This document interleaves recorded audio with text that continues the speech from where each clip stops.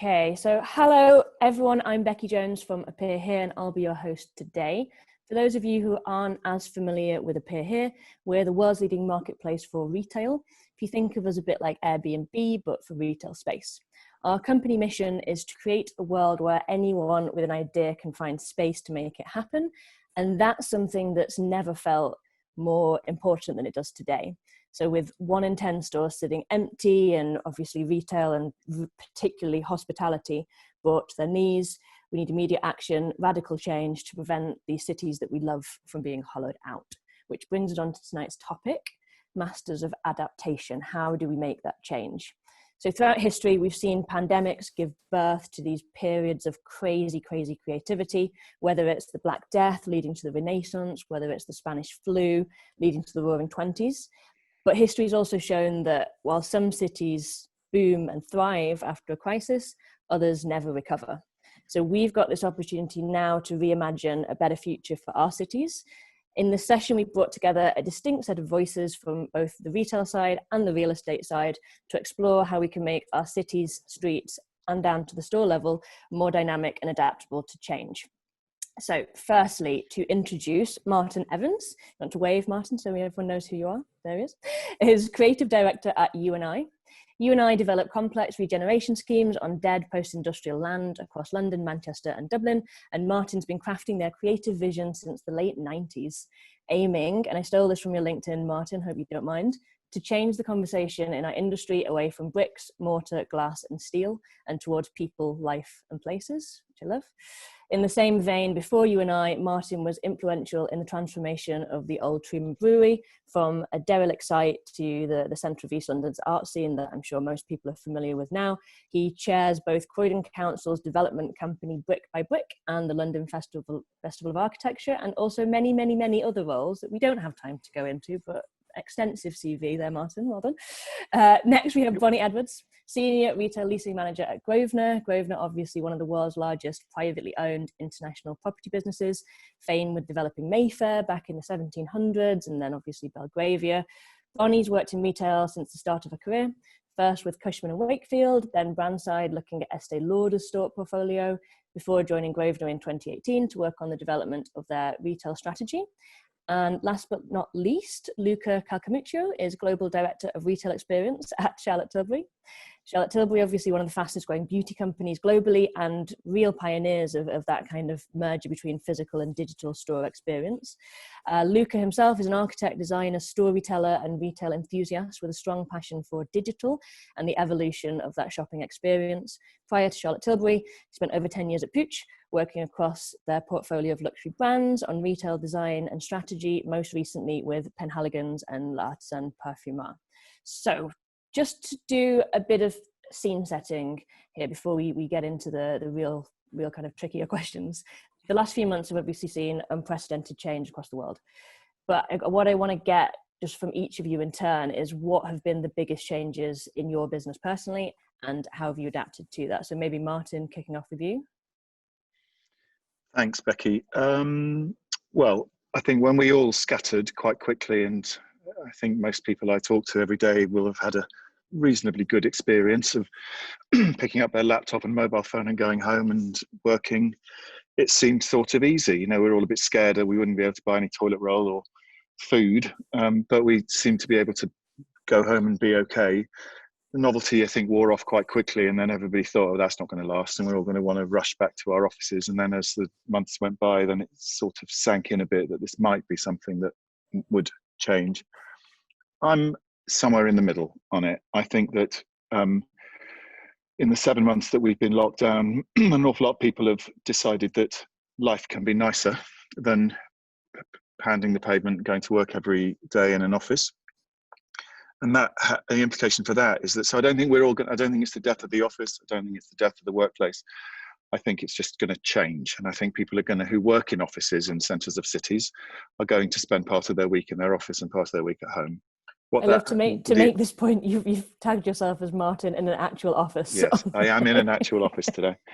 But I'm in an office in Victoria Street. And Victoria Street's retail is wholly and only dependent on the people who come to work, tens of thousands of people who come to work in the offices that line this canyon of concrete and steel. And so you can imagine they're having a really, really terrible time right now. So they're going to have to change the way that they think about how they do their business. But all those people who are going to be in different places have still got money in their pockets if they didn't lose their jobs, sadly. There's just going to want to be shopping somewhere else. And I think that this has got enormous implication for local high streets, because I think people working away from their offices doesn't mean people working in their homes necessarily. It means people spending more time locally. They just don't want to travel and come on public transport and come to the office. And so young people, particularly shared houses. I mean, I can't tell you how many people I have meetings with who are sitting on their bed trying to work. You know, that's not very nice. So I think we're going to see a huge interest in weekday time use and interest in local high streets, whether it's going to be people looking for somewhere to work, don't want to sit in a cafe. Cafe owners don't want people to sit in their cafes on laptops buying one cup of coffee for 3 hours. So we might find little co-working spaces popping up in local high streets, but it means those people are there in those high streets with money in their pockets, needing coffee and food and paper and pens and all those things that you buy. I think this is going to be a good thing. I'm going to come back to that local point in a minute because I think it's super, super interesting. Bronnie, from Grosvenor's perspective, obviously a kind of historic business that's very, very well established. I'm assuming, potentially wrongly, slower to change sometimes than other businesses might be. How has this been for you guys?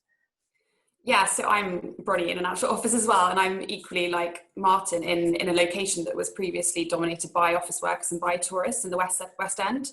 And similarly to Martyn, we've seen that lots of shops and restaurants have been shuttered during lockdown and actually finding it incredibly challenging to reopen under the government restrictions.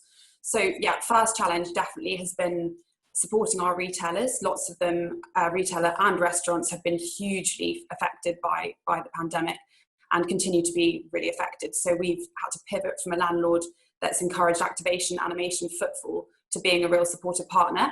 And then secondly, as you touched on, yes, Grosvenor has a very long-term property business. Property in general has been in a liquid, slow-moving industry. And absolutely, we've had to make huge changes in the way that we work in terms of agility, flexibility, and making those changes as quickly as possible to a constantly changing environment as well. So absolutely, we've definitely had to work at pace and make decisions without waiting for the perfect answer. So in some ways, that has been a positive move for the business, and we have learned to adapt and work more agilely than ever before. Great. And Luca, for you, different side of the coin, obviously, but looking at, your role is store design and in the physical sense, how has that shifted over the last 6 months? Yeah, and I'm in a beauty business, which implicate a lot of physical contact, both with products and with makeup artists. So we started seeing the pandemic coming through Asia, and as many global brands, we operate all over the world. So all of a sudden, we had to change completely the service in our stores, depending on the government where you are, depending on the retailer. So you had different regulation, different processes, different things. So we had to quickly adapt all our retail space to this. But then we had to shut down, and all of a sudden being at home, working from home, as today I'm at home, in fact. And the thing is, for us, was slightly, I don't say better, but probably we were in a better position versus other brands because our brand was founded as a beauty tech brand. So our e-com side, our e-com business is very healthy and it was pretty strong. So what we did was absolutely support the bricks and mortar because that's still one of our priority, but we dedicated ourselves, all the team everywhere, to support the e-com business. So we are a team of designers and we immediately switched from designing stores. So we did everything because we didn't cancel any of our plans. So we launched markets, we opened stores, we did everything. But at the same time, we were supporting all the e-com side with content, with creation of assets, everything, which was actually very, very exciting to be involved also in that part of the business. And you know what? It was a nice way to collaborate with your colleagues, very different. And we found out that working from home is actually incredibly effective. We work way more efficiently. You have less time that you lose, like you have long commute, and then people chat and do stuff, but at home people actually is very on time in every meeting. Zoom is very quick. We managed to design, to make prototypes, FaceTiming supplier all over the world. I'm opening a store in Thailand, in Bangkok, on Thursday, and we did everything online without visiting the market, without visiting the supplier. And it's just amazing the way we can do it now. So, on one side, of course, we love the physical experience in the store, but at the same time, it was an amazing learning how we can shift so quickly towards a new way of working. Yeah, on that, I guess, so we were looking at this, and it takes 66 days on average to form a habit. We've now been in lockdown for over 200, I think it's 224 days since measures were first introduced. So that's kind of way over the normal habit forming period. There's obviously the working from home piece. There's the social distancing, there's avoiding public transport, there's all of these pieces. I guess maybe Martyn, coming to you, which of those do you think are here to stay? And which of them do you think are a much more transient thing that once we get used to doing the old way again, we'll quickly forget? I think we've just got to, I think it's not binary and it's not simple, it's going to be nuanced. That's where it's going to end up. So I think that, we are already talking about moving out of our office because we're never going to be 100 people again at any one time in our office. And so if you imagine that, I think it's certain that people in our company are going to spend part of their week at home and part of their week in the office. If they do that, then what you've got to work out is they can't just come and go as they please. You've got to work out, why does somebody want to come to the office and why do they want to stay at home? And it's not just about ease of working, because it is easy to be at home and be on Zoom. It's easy to do this, but it's not as much fun as if we were all in the same room, is it? It's possible to do this. We can have a perfectly nice conversation, but honestly, I'd so much rather have a cup of tea and be sitting in a room with you. And so you've got to work out what you want to meet your colleagues for and what you can do at home. So I think I think this thing is deceptive. I think it's going to be about wanting to be quiet and on your own and reading and writing and working and thinking. And then it's going to be coming to the office to meet your colleagues and think and debate and be creative and be interesting together. That means probably, well, I don't know if you can, I can't see, I'm sitting in a sea of serried desks in this office for 100 people. That's all going to go because no one's going to come and sit at these desks anymore. We're going to sit over there where there's sofas and chairs and spaces. And so we're going to suddenly have enormous demand for small breakout meeting spaces and no demand for desks. So that makes us think about how and I'm sure Bronnie's colleagues too, that makes us think about how are we designing offices for flexibility so that things that go on in offices are different from things that go on at people's homes in terms of their workplace. So it'll shake down into types of activity, I think, and therefore offices have got to be flexible to be able to respond to the types of activity that people will want to come together to do.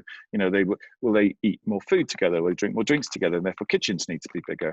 And we've got 100 people, we've got 3 microwaves and 2 coffee machines. We're going to need a few more of those if it's going to be a little more about gathering groups. Yeah, so I think it's nuanced. Thinking about that though, there's that the idea at the moment that we're in this kind of bagel city in London, particularly where everything's going on around the periphery and the whole's a bit hollow. Whereas for me, London used to be like a donut where all the jammy goodness was in the middle and it was exciting and you wanted to be there, and it was the retail and it was the food and it was everything coming together. What do you think from the retail perspective, either landlords should be doing, or Luca from the actual brand perspective, what can we do to bring people back in and to support retailers that are fixed in that city centre, because they can't really move to the nice doughy part of the donut at the moment, a lot of them. So Bronnie, from what you're seeing, what do you think we should be doing? Well, just to build on what Martyn was saying, I think that's actually one of the reasons to come into an office. It's not only to collaborate with your colleagues and to generate ideas and meet new people. It's actually to experience the other benefits that central London locations have, whether that's amazing culture, museums, food, retail. It's about those experiences that are generally more dense in a city centre location. Yes, probably some of that will dilute and end up moving out into the suburbs or kind of local neighbourhood locations. I mean, I'm talking to lots of retailers that pre-COVID, their strategy was very much the city, Canary Wharf, the West End, and now they're going to where their customers are, which is working from home in more neighbourhood locations. But I still think there will be a benefit to being in the city centre because of that agglomeration effect, and actually the benefits of having other uses like culture in that city centre. I also think, building on what Martyn said about it being more about the sort of activities that you want to do, that equally does apply to retail. The fact that, you know, online penetration has increased dramatically in the last 8 months, probably a trend that was already there, but definitely increasing much more quickly than it would have done otherwise. I think lots of people have shopped online that would never have done that before. And I think that is probably here to stay for the majority of kind of everyday goods, grocery potentially, and more kind of Amazon shoppable products. People are quite happy to do that from home, but actually they'll still want to come engage with in a store environment when it's a different sort of product, when they want to get an experience, when they want to speak to a member of staff, when they want to experience that kind of community benefit of being in a store. So as with the office, I think the coming into a city and being in that physical environment has different benefits, but it's more about collaboration and, you know, seeing people in real life. I'm sure Luca can speak to this much more than I can as well about the other kind of benefits that a store location might deliver. Yeah, I think completely. I think that it's one of the biggest things we've been seeing. Obviously, a lot of these changes were happening already. It's not that it's triggered just lots of completely new things. And I think one of the biggest shifts we've seen, and Luke, it'd be good to get your view on this and what you think it means, but in terms of the role of the store has really moved from that transaction point and a distribution point to this site for discovery and experience. Luke, is that what you're seeing? Yeah, no, absolutely. When we met like last week, we were discussing, you know, we are the fourth makeup brand in the UK, and we are in less than 10% of the distribution. So physical retail for us is important, but is not essential. So coming back to the discussion, if we should drive people to the city center, why? There is this old politics that, you know, everything should happen in the city center. And there are pool of architects and urban designers that challenge this since ages, in the 60s, in 1960 or something, because why everything should drive to the center, why we cannot build a city which is polycentric and something can happen around the city with a transportation system that allows me to move all around the city within a time frame, which is maybe an hour, so something that is feasible, you know? So why to go to a theater, I need to go to the West End. I'm very happy to go, but why a good musical production cannot be very down South London, for instance, or very East London? So I don't know if it's a very safe long-term vision, continuously pushing towards downtown. So as a brand, I need a space where I can attract my customers and giving them a completely different experience. They can purchase our products online, where the experience today is much, much, much stronger than what it was a year ago. I'm launching next week a completely full virtual reality 3D stores. And that's the first one we do. And we are incredibly excited for that. So we, at the moment, you know, our stores are open, of course. We welcome people and we encourage people to go safely to the stores. But you can have an amazing Charlotte Tilbury experience also online. So coming to the relationship with the landlords and potential landlords is like, well, I'm very happy to open a new store, a pop-up or something, but what do you do for me? So before was the brand going to the tenants, to the landlords and asking for a space. I want to be in this shopping mall. I want to be on this street. I want to be on that district. But here is a collaboration now between landlord, city councils, brand, and say like, okay, guys, what do we do all together? Because I potentially, and of course it's not happening, but like I potentially don't need a physical space, or I don't need a physical space in the way that was thought before. I don't need a 10-year lease. I don't need a gigantic rent. I don't need a contract that says, give me the money only at the end of the month, and that's it. You know, what kind of platform landlords are building to give something more to the retailer. What's the conversation? What can we bring on the table together to make an incredible experience? Replenishment is going to be online, and it's way more convenient. You don't have to carry bag, nothing. One-to-one conversation is happening online, and it's very personal now. So it's a kind of, I think, the three parts, cities, landlords, and brands, they have to come together and create a platform of this. And of course, the people who lives in the city, they need to be able to say what they want. So it's a kind of big issue now that I think everybody should talk about. It's into that. I don't know if you agree, Bronnie, that power balance does seem to have shifted from landlords traditionally having much more of a say over what happens in the spaces, to brands now being able to demand things much more flexibly than they would have done previously. I guess that was, again, something that was maybe changing before, but how much has that changed over the last 6 months in terms of pacing for you?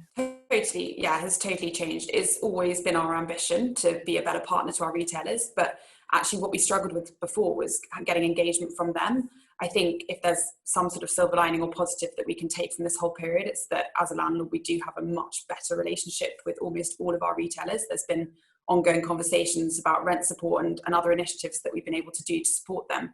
And that's facilitated really strong conversations. So yeah, I absolutely think that relationship's been reframed for the better. And exactly as Luca was saying, it's much more collaborative now. The whole role of the store, and therefore the value of the store for the brand, has completely changed. And we need to work out how we can amplify that value and create sort of a different, more flexible product that's fit for purpose for what the brand now wants.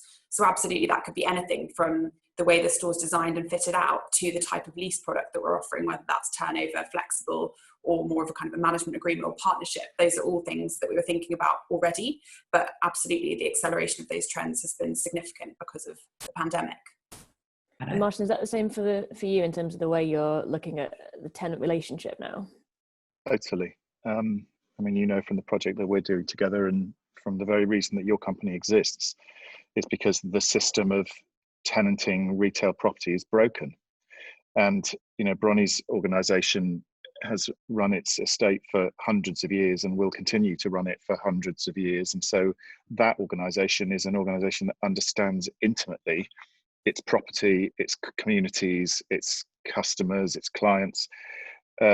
My company is different than that, in that we develop and move on. Often, we hold some property, but not a lot. And because there's an awful lot of money in my business, and that has characterized how property developers, rather than property investors and owners, have operated. That's why there's been so much power in my end of the business that allowed it to go wrong. And so if this thing particularly persuades us that what we have to do is reset and collaborate and understand, because as Luca says quite perfectly clearly, Luca's business knows its customers better than anybody else.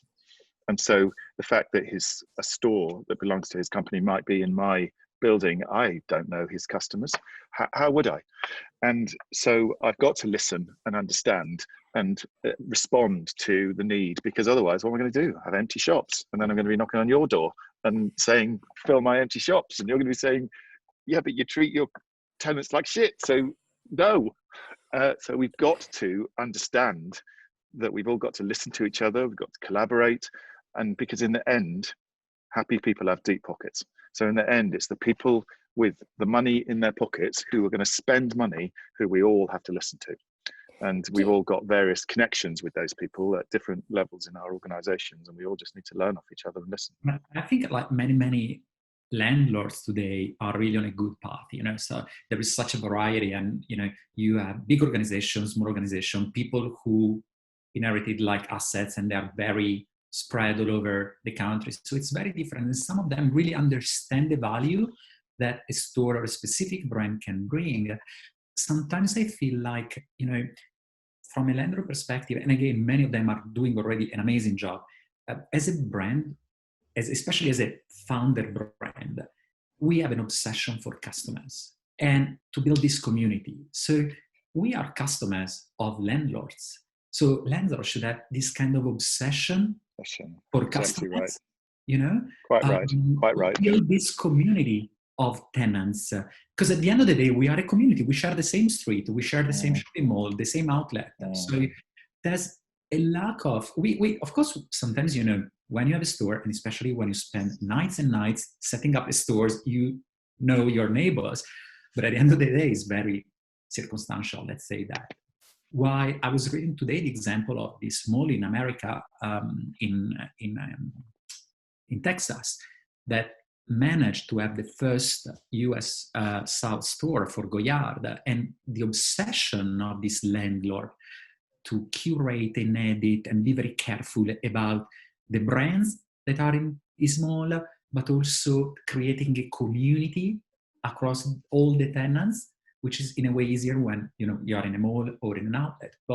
And I really like that because it's what we miss. So, you know, building this community with our landlords, it's, yeah. Luca, I love that phrase of landlords needing to be as obsessed with their customer as you are with yours. I think is completely true.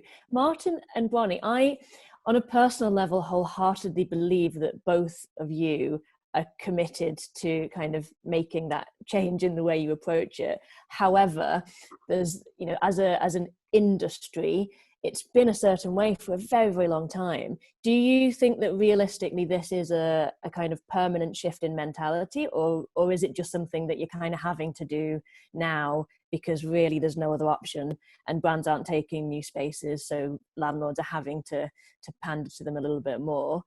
Or is it a really positive long-term thing? I personally think it's definitely long-term. I think that's a kind of a risk that we have going forward out of this pandemic, is going back to the old ways. And actually what we need to do is capitalize on the positive changes that have been made. And is exactly as Luca was saying, that the tenant as our customer, really understanding their business and their customer is now absolutely essential to everything we do. I think as an estate, we're quite lucky that we act in a similar way to a shopping mall, so therefore can help cultivate that community of tenants. And we try and, you know, create a community of like-minded brands in each of our districts to create those unique locations. So actually we are encouraging more and more for brands to collaborate with one another on our streets. And actually, as we've seen through the pandemic, there is a certain strength in numbers, and lots of them have made really positive collaborations, whether it's pivoting their businesses to sell slightly different products to appeal to the consumers that are there now, or whether that's forging new relationships. I think we've seen a lot of really creative and entrepreneurial thinking from our tenants, and that's something we're trying to support and amplify as much as we can. Are there some examples of that? Oh, Martyn, actually, I want to hear your answer on this first. Sorry, Martyn. I was just going to say Bronnie, we're going to come back to you. It's so interesting listening to Bronnie, because estates like Grosvenor and the De Walden and others in London particularly go through real phases in what people think of them as being, you know, old-fashioned and fuddy-duddy, to suddenly we're all realizing that those ancient estates have got it right all along, because they think long term. And when you're thinking long term, it's why Marylebone High Street is like it is, it's why Eccleston Street is like it is, it's why Elizabeth Street is like it is, because they're thoughtfully curated to make the places in the round be attractive. Bronnie's gone all Halloween. I know. She did say she may get plunged into darkness, and every time it happens, sorry, I really try not to laugh. It's going to happen to me in a minute, because if people leave and stop going, the light's going to go off. Not a benefit of working in an office. So those places are curated. You know, what we're seeing in our business, which is completely different from Bronnie's, which is much shorter term in terms of our involvement often in the places that we build, is that it's all about that covenant thing. And so the people who own the property that we end up building, so the pension funds typically, they set down the rules. They want retailers with covenant. And you know what that means? It means Costa and KFC. Well, and so what happens is the people who know the least about healthy food, so money managers in pension funds, are dictating what people eat because of what is in the retail units on the streets where they have their communities, which is nonsense. And so this thing can only be good in that it is shaking everything up. So who knew that Pret-a-Manger was going to go from a Monday morning to a Tuesday morning selling no sandwiches? Like that was never written in any business plan ever. in a million years. And so suddenly those businesses that were bankable, bettable, good covenant retailers, not so much anymore. And so then that leaves people like me excited, actually, to say, let's go out and find people who are creative and interesting, who are going to create covenant through footfall and not covenant through some stupid numbers on a spreadsheet bit of paper that doesn't mean anything. It's exciting. Now, I think, there is also a shift in the mindset of brands now, and not in every brand, but it's quite difficult to change, but at least people started talking more and more about that. So the KPIs that you use to evaluate a store are normally, traffic, average transaction value, or, sales per square meter or something. So, or if you are in a wholesale business, a share of shelf, share of space. Nobody talk about share of voice or something. The story is a media piece. So the price I pay for the rent, which is based on, okay, you have a unit which is 100 square meters and the value in this area is X amount of pounds per square meter, this is your rent. Is still a valid thing or not? Because, 20 years ago, I opened a store in Paseo de Gracia in Barcelona, which was tiny, 30 square meter, paid a fortune, about 3 million ages ago. And that was, of course, it was too much, but that was an incredible media point for me. It was better than any outdoor, because the impression I had, the eyeballs I had on that store were like huge. So, and you have to monetize that. So that's why it's very difficult when you approach a new space, a new lease or something, and, okay, space is amazing, but, sales, it could be an image store rather than a high traffic store where I can make high volume. So exactly. All these things need to change because at the moment it's still based on the old KPIs. Luca, do you think that's becoming more and more important because the online space is getting more noisy and it's harder to acquire customers and get their attention at the moment? Yeah. So I was reading the other day about another brand that actually was making a very good quote, because at the end of the day, opening a store, either if it is a pop-up or a permanent store, it's money. Okay. It's capex, huge investment. It's not only the fit out, it's people, blah, blah, blah, blah, blah. To be honest, to acquire customers today online in performance marketing is very expensive too. So I don't know which one, of course, when you're online, you have a bigger audience, but it's a lot of money. So sometimes, opening a store, it's really like a place where either you create experience, you create loyalty, which is also another big issue that you need to, not issue. It's also like your media space. You can do everything. You can interact much more with the brand or something. Not much more, but probably in a more intimate way. Yeah. So yeah, we've seen so many brands even before the pandemic. It was I think, as you said, digital marketing costs, just particularly for a lot of the direct to consumer brands we work with, they're all competing for the same keywords, which just hikes the cost up and up and up and up and up. And they're seeing much better returns by using a store as a billboard effectively. Obviously, then you can still have people you welcome them into the world of your brand and the community, and hopefully make sales in store as well. I agree with that. I guess the question on the landlord side to Bronnie and Martyn is, if we're seeing that brands want more flexibility, if we're seeing that brands want to kind of look at the value of retail in a different way, is that something you're looking at internally too, or is it just something you generally agree with as a principle? Go on, Bronnie. Well, yeah, totally agree with it as a principle, and absolutely that means that we have to change and adapt our proposition. So if we see the store as a billboard and a media opportunity, then what we need to deliver to that location is footfall, so that people will see the store, and it's the brand's responsibility to get that customer in the door and then convert them once they're there in whatever shape or form that means. But it's our responsibility to deliver that footfall and create an exciting mix that brings a diverse range of people to that location. So that could be anything to do with marketing and events when we're able to do that again on the street, to public realm. I think all of us were incredibly grateful he stayed in London. The green spaces that we have here are kind of second to none in terms of city centre locations. So it's really about creating somewhere that places want to be, people want to be, and then I think the brands can do the rest in terms of converting people once they're in the store. So yes, absolutely, it's our responsibility to do that. In terms of the agreements that we're entering into with these brands, absolutely, flexibility is something that we're looking at more and more. If the store's being run as a marketing activation, that's absolutely fine, but it's really unlikely that they'll want a 5 or 10 year lease. And you know, the amount of change that we've seen in the last 8 months, I think, means that we do need to be agile and reactive to the changing environment, and actually being able to offer what a brand needs at that certain moment in time. I think relevance is more and more important. It's about education. It's about making sure that everybody who contributes to that process understands it.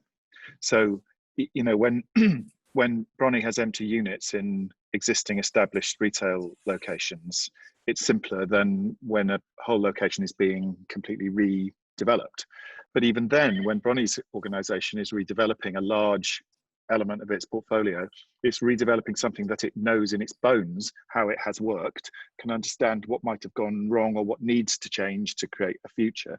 In the world, the end of the property industry that I inhabit, which is arriving in a place that you may not know very well, creating a whole new thing and then leaving, it's a very different beast, that. And we rely so much more, less than Bronnie's colleagues, on their own internal knowledge and understanding of their place. We rely on other people. So, you know, we haven't talked today about the agent community, that is the community that Becky, you sort of closest to, that connects all of us, connects Luca as the tenant, and, you know, Bronnie as the long-term holder of assets, and me as the developer. Where are they in all this, and where is the knowledge and advice that you know, those are the people I think who ought to have their finger right on the pulse of the changes. And then of course it's the money, because in the end it's the money that talks still. It's the money that talks. Now that we're seeing that change, a really, really speedy and good change in that regard, that the money is listening and understanding, picking up on Bronnie's points about having to understand how you've got to rethink lengths of leases, you've got to rethink terms of leases, you've got to rethink how you design the places that you're offering to your retail clients so that you can give them what they want. When you mentioned at the beginning, I spent the early part of my property career at the Truman Brewery. We were like a load of blind leading the blind in that place. Money and landlord and tenant, retail tenants, we were all just sort of sitting around having a beer on a upturned crate, talking, working out what we were going to do. That's how the best things come about. But everybody's experience in that debate was valid, and we couldn't have done it without each other, and nobody had the right answer. So we made mistakes, we experimented, we tested, and we collaborated, and then everybody won. There's something that a few of you have said at different points about that kind of access piece. So Martyn, you're saying obviously yes, it's about the money. How then do you, and actually just to interject, we've got about 10 minutes left, so if anyone's got any questions from the audience, drop them in and we'll get through those. How, looking back to that, how do you balance that commercial side with opening up these spaces for, you know, people from more diverse backgrounds, younger entrepreneurs or smaller startups that have maybe got an idea but haven't got any covenant, haven't got any kind of established way of working, either have never had a store before? How does that work? Becky, there's a you know, it seems like there's an expectation of an answer to that question, that there's some answer somewhere. You know, there's some book with the answer written in it. It's about people. It's about what people want. You know, we're not thinking more and more about diversity every day in our industry because somebody told us we had to. We're thinking more and more about diversity because our communities are diverse and our customers are diverse, and they want to do business with companies that understand that. So it's about going back to Luca's point, seeing the customer is demanding it, your customers are demanding it, Luca, so you're then becoming the customer and demanding it back, and the chain works that way. Is that how you see it as well? Yeah, I mean, it's all about, you know, collaboration and everything, you know. It's the dialogue you can have, you know, if you what's happening today is a kind of radical transparency across every single part of the business, you know. As a brand, you need to be totally transparent with your customer and with your suppliers. Your suppliers needs to be totally transparent with you, your landlord with you, and you with your landlord. So today, it's I feel the platform of collaboration we are in is much, much better than where we were like 8 months ago. And maybe, probably it's not the case of everybody, everywhere, but, step by step, we are getting there. And I think it's already like a good thing. And Bronnie, for you, what are you doing anything as a business that helps those, maybe Luca's business, obviously everyone wants Charlotte Tilbury in their destination. Not everyone wants George, who is just launching his first streetwear brand, has the potential to be great, but isn't there yet in their mix. Like, are you doing anything to encourage more of those guys? Totally, yeah. I think absolutely, as Luca said, that platform for collaboration is something we really want to build on, and something we had the ambition to do anyway. And also, as Martyn said, it's all about people and ideas. So if we believe in George's streetwear business and we think that he'd be a great partner for us to collaborate with, absolutely. And then from then on about it is removing those barriers to entry. Property in the past has been, red tape, long leases, kind of complex agreements and systems to navigate around. Actually, what we want to do is remove a lot of those barriers to entry and really facilitate someone's idea to come to life. I think things like the Appear platform are great at kind of making the commercial property market more transparent, and it's just showing what's available and democratizing it to a certain extent. But as a landlord, we've still got a lot of work to do to work with our future tenants and help navigate through that red tape and those challenges and barriers to entry that have existed for many, many years. So absolutely, that's our ambition, and we're getting there, but we're by no means perfect yet. So there's a lot of things that we can kind of do and facilitate that we're working on at the moment. We've implemented something called Retail Concierge, which is quite a helpful way of providing additional services for retailers to be able to either pop up or enter into longer leases without having much knowledge of how a shop works. Fantastic. Martyn, from your perspective, I guess one, it's interesting that your title is creative director when we're having a conversation about property, because that's not a typical role that you'd necessarily always find. And then when you're creating these places, when you're thinking about the mix of the big guys and the smaller guys, do you think there's even more appetite for risk in your business now too, in terms of taking on those smaller guys and kind of hoping that they work out, I guess? We've got to get away from this notion that anything that is not mass market is risky. That there's an assumption in your question that that's the case. Not necessarily my assumption, it's the question's assumption. All right, there's an assumption in the question that that's the case. Luca's business is white hot right now, but it was not when it started. It was a risky startup. Somebody took a punt on it, and look what happened there. Good. No, completely.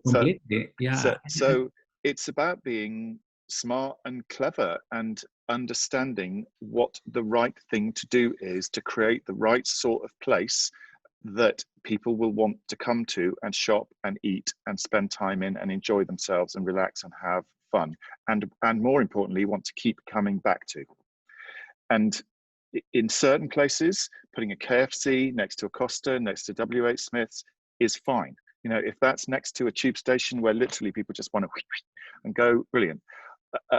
Places in the middle of Bronnie's estate, places where Luca's businesses are, places in my portfolio aren't like that. They're places where we need to attract people and keep hold of them and love them and treat them properly and make them feel like we want them.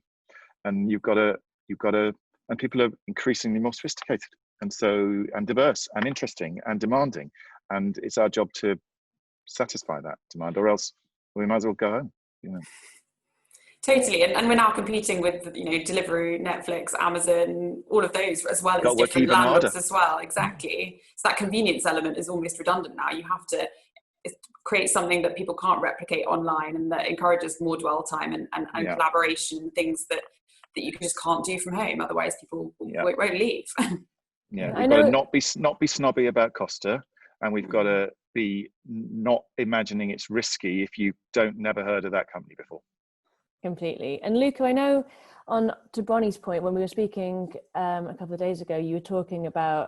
talking about your plans for stores and whether it had totally shifted to digital or whether you were still looking at that. And I think your response was, there just has to be the reason why. Have you got your reason why for Charlotte Tilbury, or is that something that you are still working on in terms of the purpose of your stores? No, I mean, it's the stores are like, I don't think there is only one purpose in the store. It's a combination of them. It's, first of all, for us, it's like having to experience this deep, intimate connection with Charlotte as makeup artist number one in the world. Try to experience, because when you buy makeup at the moment, you can perfectly try it on virtually, but a piece of makeup, like a fragrance, has a smell, has a texture. It's something so sensorial that you need to try on yourself. But this can be solved, through sampling and these kind of things. But it's also, bringing people to the stores to build this community, to have this human interaction. Like when we reopened Covent Garden, a friend of mine went to the store and she couldn't touch absolutely anything there. She was telling me, like, you know what? Even if I just spoke to the makeup artist, that was amazing. Because you have that human reassurance that what we are doing, the color you're choosing. And like, maybe I'm a little bit naive, maybe I'm a little bit romantic, but I always love this human part of the retail side, And what's important for me, again, is having this dialogue with landlords, with, the different communities, and see what we as a store, as a brand, can bring, to this community here, and not necessarily downtown. An example, which is, well, downtown, like Apple opened their first store in Milan a couple of years ago, 2-3 years ago. They opened a store near Piazza Duomo, which is a very prime location, in a beautiful Art Deco square. The condition that the town hall put there is that the store is underground. You have to build something for the community. So the store actually is underground, but you have an amphitheater that can be used, for the people, and they can use for different kind of events. So it's a store, it's a retail, they want to sell, it's a masterpiece of architecture, but at the same time it's bringing something to the community as well. So it's this kind of dialogue which I think it's interesting, and as a brand we like and we want.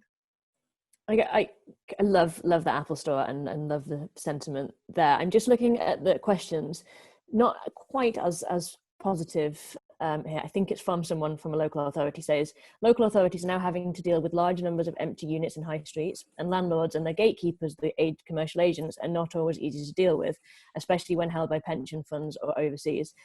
It's not easy to repurpose units or get temporary use. Attitudes have not changed completely. Bronnie or Martyn, what's your take on that? Just not something you're seeing, or? appearhere.co.uk, isn't it? Thank you. Yes. Also. Good plug. I mean, did you plant that question? No, I actually don't know who it says. Anonymous attendee, so I don't know who it's from. Well, but precisely. I know there's a lot of local authorities on here, so I'm pretty sure it's from them.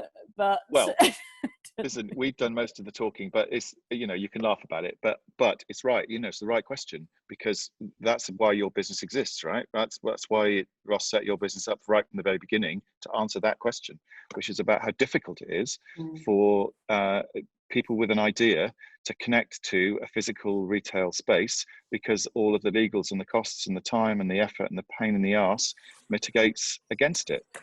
And so, you have led the conversation to change that notion, and retail landlords have been slow to catch up, but catch up they have, because they're only choice.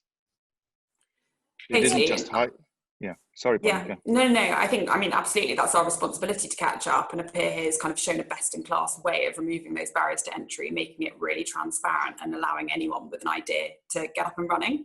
But I think, exactly as you say, it's our responsibility as landlords to do that as well. Got to get away from the idea that to let Appear here bring its clients to our retail places is us doing you a favour. That's what we've got to get away from, that whole idea. We have to get down on our knees and be thankful that somebody is finding a way through allowing our empty retail spaces to be full of colour and life and smells and makeup and clothes and food and lovely stuff. Martyn, I feel like we should be paying you quite a lot of money for this. I think it's the other way round. I think it's the other way round right now. Well, yes, it is.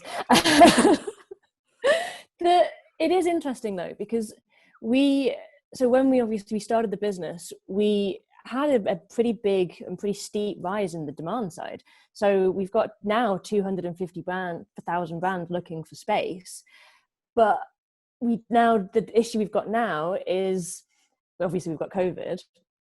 What we saw initially was we had all of these brands wanting space. What we didn't have were landlords wanting to play ball with us, basically. So they'd give us maybe one space in a street that wasn't in any way a prime destination and say, prove yourself with that and then we'll see. Whereas obviously what we've started to see a huge amount before the pandemic, but particularly with this, we've now got a huge amount of supply and landlords are really keen for change, which is fantastic, which is amazing.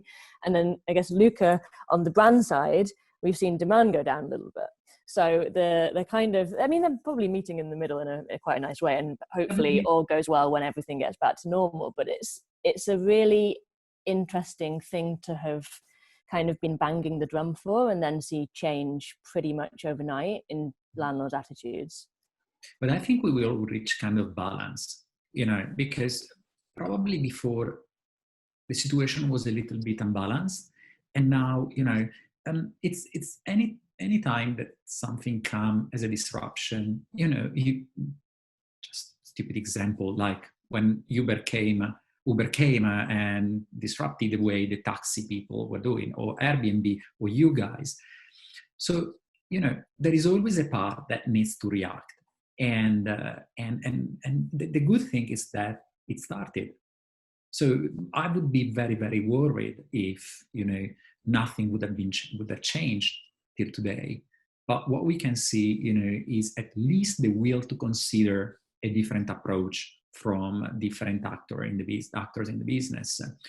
So yeah, I think we will reach a kind of balance, because again, physical stores are not the only way to distribute your product today. There are, and by the last projection are by 2025, 40% of the total commerce will be online. So it's almost half. So again, many, many brands, they will reconsider the way they are going to approach physical store. And when we talk about experiential store, yes, it can be the funny store with this, we are quite funny in what we do, the fancy wall or for your selfie, but it's actually what you can offer more to your customers to oblige them or encourage them to get out from their sofa, from the couch, and get out of the door and come to see you, and possibly come to the streets where they come to visit you, but they also see all your neighbors, they interact with the community, they have lovely food to eat, a nice cafe to catch up with friends, events, everything. So I don't know if it's a little bit like kind of ideal world, but that's definitely a possibility. I love that. I think we're going to have to wrap up. I do just want to point out that the person that put that question in was from a local authority, Richmond Local Authority. It's Susan Shaw. Hello, Susan. Thank you for watching.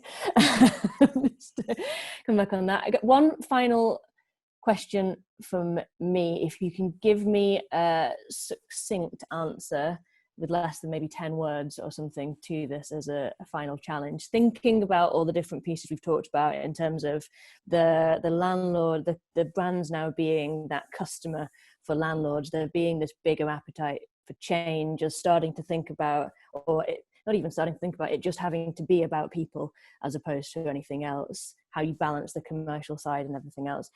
What would your vision be for a successful future city? Martyn, you're the creative, so actually there's two creatives. Sorry, Bronnie, you may also be very creative, but it's not in your job title. So Martyn, we'll come to you first. Be brave. That's it. You have to be brave. Okay. You have to chuck out everything you thought you knew and be brave. In like an experimental bravery. Lovely. Bronnie? I'm going to slightly steal the Appear Here tagline. So I think we need to create places for ideas and for people. it's less about the kind of the physicality of places. It's more about how they're used and who uses them. Perfect. And Luca? Yeah, no, I agree. It's like whatever side you are in at the moment, it's just changing this attitude that we have today, like selling, and become more an entertaining company and, offering something different. Perfect. Guys, thank you so much for joining us. Everyone that's watching, we will be sharing a write-up of this if you want to share with friends or have a recap. Otherwise, Martyn, Bronnie and Luca, thank you so much. It's been a super interesting discussion. Hope you've enjoyed it, and see you all soon.